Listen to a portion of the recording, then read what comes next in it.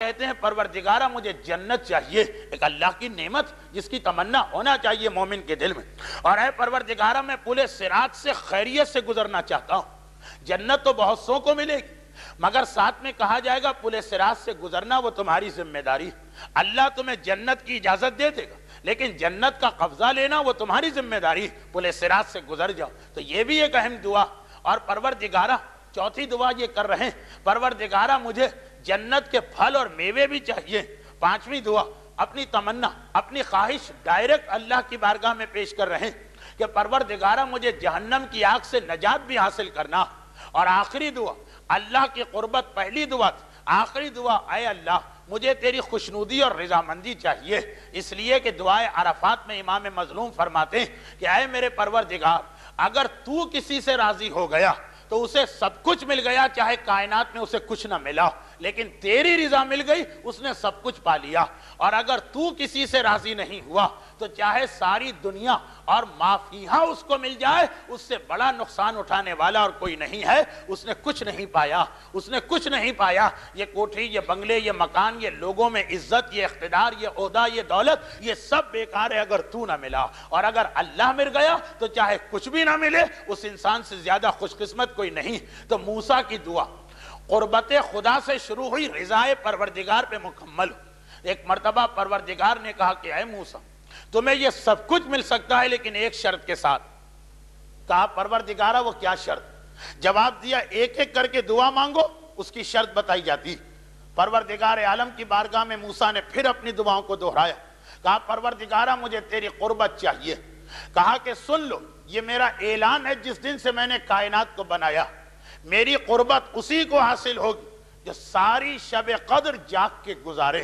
شب قدر میں جس کی آنکھ میں نیند نہ ہو، جو شب قدر کو نہ سوئے، جو شب قدر کو جاگا، اللہ نے اسے اپنے سے قریب کر لیا، اسے اللہ کی قربت حاصل ہو چکی۔ اور یہ روایت تو میں نے بہار سے پڑھی۔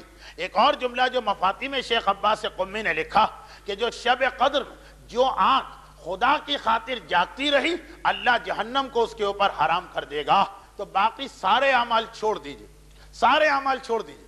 خالی جاگنا یہ خود ایک عمل، خالی جاگنا یہ خود ایک فضیلت کی چیز، البتہ ایک ہی شرط کے ساتھ جو میں بعد میں بتاؤں گا۔ کوئی عبادت انسان انجام نہ دے، انسان کوئی دعا نہ پڑھے، انسان کوئی عمل نہ کرے، خالی بیٹھا رہے اور جاگتا رہے، بالکل اسی طرح جس طرح حج اور عمرے پہ جانے والوں کو معصوم نے ایک خاص بشارت دی۔ اور ہم لوگ بھی اپنے ساتھیوں کو یہ بات یاد دلاتے رہتے ہیں کہ اگر کوئی خانہ کعبہ میں پہنچ گئے اور طواف کرتا رہے تو اسے ہر طواف پر 120 نیکیوں کا ثواب ملے گا۔ اور اگر طواف کی ہمت نہیں، طواف بہرحال بھاگ دوڑ 7 چکر لگانا اور رش کے زمانے خالی خانہ کعبہ کے صحن میں بیٹھا نمازیں پڑھتا رہے، تب بھی وہ محروم نہیں رہے گا، 90 نیکیاں ملیں گی۔ اور اگر اس کی بھی ہمت و طاقت نہیں، یا نہیں ہمت و طاقت کا مطلب تو مجبور ہو گیا، مجبور نہیں، دل نہیں جا رہا، خالی صحن کعبہ میں بیٹھا رہے تب بھی وہ محروم نہیں رہے گا، خانہ کعبہ کو خالی دیکھنے میں ہی 60 نیکیوں کا ثواب مل جاتا۔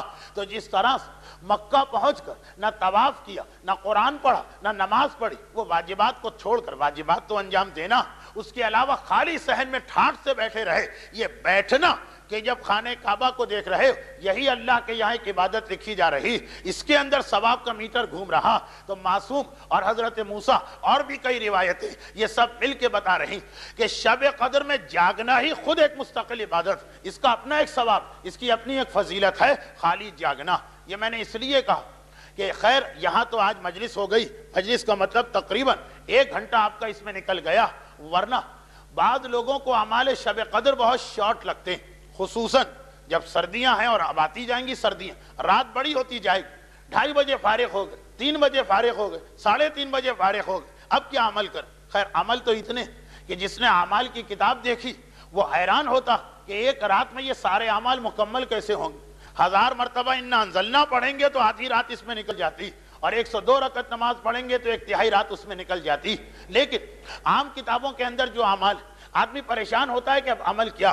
ایسے لوگوں کو بھی میں نے دیکھا کہ مغرب کے وقت سے جاگ رہے ہیں، اور عین جب رات ختم ہونے میں آدھا گھنٹہ رہ گیا، 5 منٹ کے لیے ایک جھپکی لے لی، 5 منٹ کے لیے ایک نیند لے لی، باقی اعمال ان کے ضائع نہیں ہوئے، یہ نہیں کہ اگر سو گئے تو عمل قرآن ختم ہو گیا، وہ دعائے جوشہ نے کبھی وہ باقی، مگر یہ جو اپنی جگہ ایک الگ عمل ہے رات جاگنا، 5 منٹ کے لیے سوئے اور اس کا ثواب آپ کے ہاتھ سے نکل گیا۔ اسی لیے کل رات کا موضوع اتنا سخت ہو گیا کہ مجھے یہ اعلان کرنے کی ضرورت نہیں پڑی، ورنہ مجھے کل رات کو یہ کہنا چاہیے کہ اس قسم کے لوگ، بعض لوگ ایسے کہ جو نیند ان کو نہیں آتی، ان کا پرابلم یہ گولیاں بھی بے اثر ہو جاتی، تو وہ کہتے ہیں کہ ایک ہی طریقہ کہ آپ جیسوں کی مجلس میں بیٹھ جاتے ہیں، ایک جھونکا آ ہی جاتا، ایک مرتبہ نیند لے ہی لیتے ہیں۔ تو یہ کل اعلان کر دینا چاہیے تھا کہ ایسے لوگ کم از کم آج اس مجلس کے اندر نہ آئیں، اس لیے کہ وہ 5 منٹ کی نیند ان کے ایک الگ مستقل عبادت کے ثواب کو ختم کر دے گی۔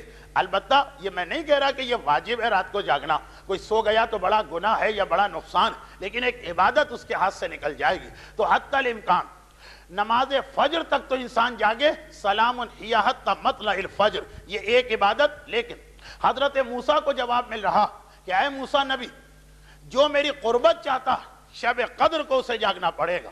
حضرت موسیٰ کے زمانے میں بھی شب قدر تھی۔ حضرت موسیٰ نے کہا پروردگارا، اور میرا دوسرا سوال یہ تھا کہ میں جنت کو حاصل کرنا چاہتا ہوں، تو کہا کہ میری جنت اسی کو ملے گی جو شب قدر میں کسی مسکین کا خیال کرے، جو شب قدر میں کسی مسکین کا لحاظ رکھے۔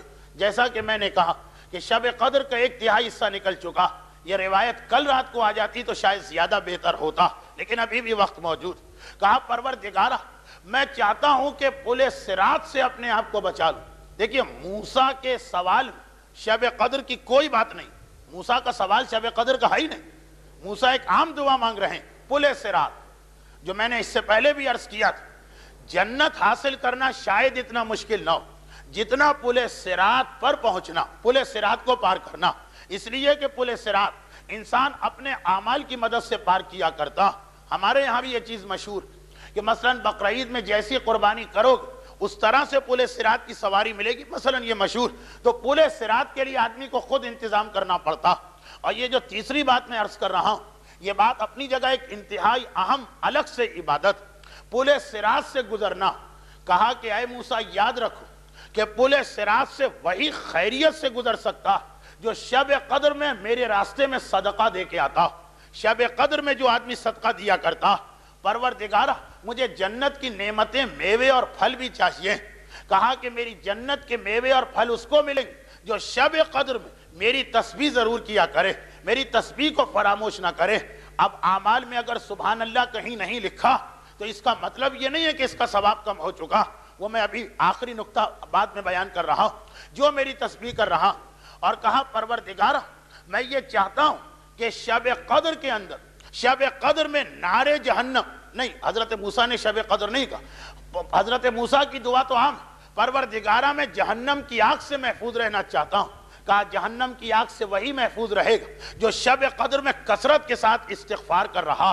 اور آخری اور چھٹی بات، پروردگارہ میں تیری قربت، میں تیری رضا اور خوشنودی چاہتا ہوں، میری خواہش یہ ہے کہ میں تیرے قریب ہو جاؤں، تیری رضامندی مجھ کو مل جائے۔ کہا یہ اس کے لیے جو شب قدر 2 رکعت نماز اس طرح پڑھے کہ ہر رکعت کے اندر الحمد کے بعد 7 مرتبہ قل هو اللہ کی تلاوت کرے۔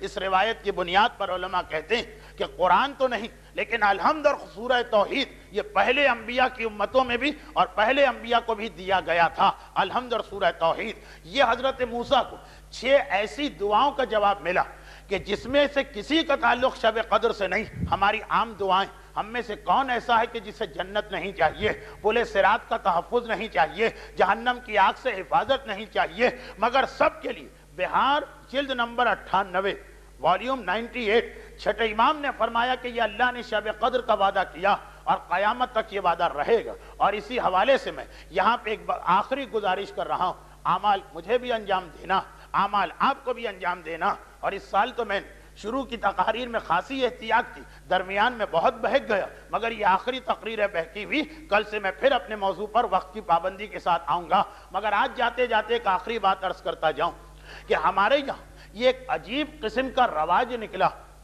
کہ کتاب میں جو لکھا اس کی مکھی پر ہم لوگ مکھی بٹھانے کے عادی، ذرا بھی اس سے سر منہ انحراف نہیں کیا کرتے۔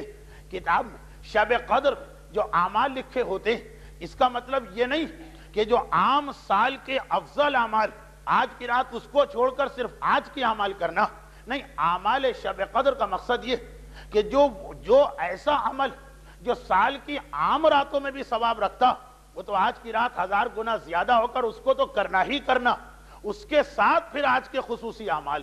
یہ اکثر ایک دھوکہ ہو جاتا کہ نہیں، یہ آج کے جو اعمال کتاب میں آئے ہیں صرف یہی نہیں، ان